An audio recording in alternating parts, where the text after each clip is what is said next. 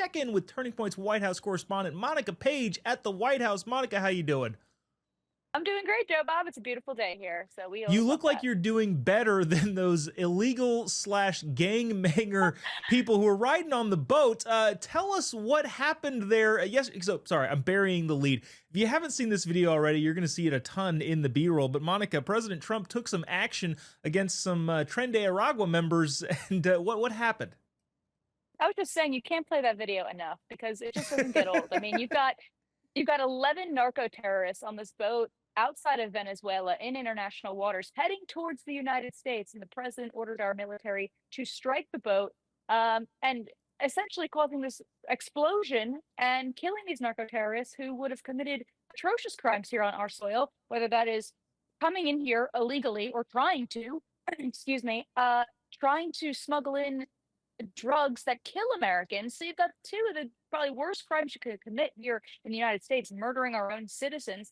And the president said, you know what, we're going to escalate to de-escalate. That's been something that the president has been very good at doing. One of the most the better policies that really work for this administration, where you're kind of creating a force of deterrence and saying, let this be a warning to anybody who tries to come to our country and kill our Americans and sell their drugs here on our soil. So the president did what he felt was the right move, but now you have a ton of liberal backlash, Joe Bob, on social media. I've been seeing the Ed and Brian Krasenstein brothers and plenty of liberal pundits or bots on social media saying, trying to offer what seems to be their condolences towards these 11 narco terrorists, saying, oh, well, maybe Trump should have just seized the boat and seized the drugs and apprehended those criminals.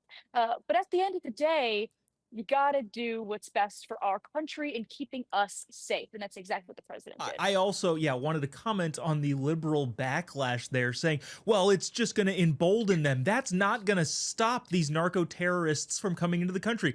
On the contrary, I think that actually did a pretty good job at stopping them. I want to say that blowing up their boat is pretty effective. So, Needless to say, they won't maybe be back. yeah, they will not be back for sure. Speaking of people who are coming into the United States, some people we welcome. The president of Poland.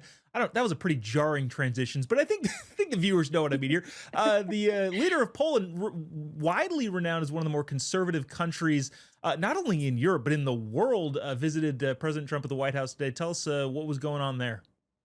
Yeah, Poland's been a country that's also kind of been bearing the brunt here when it comes to the Russia-Ukraine war, when it comes to accepting some refugees who are trying to flee due to the war.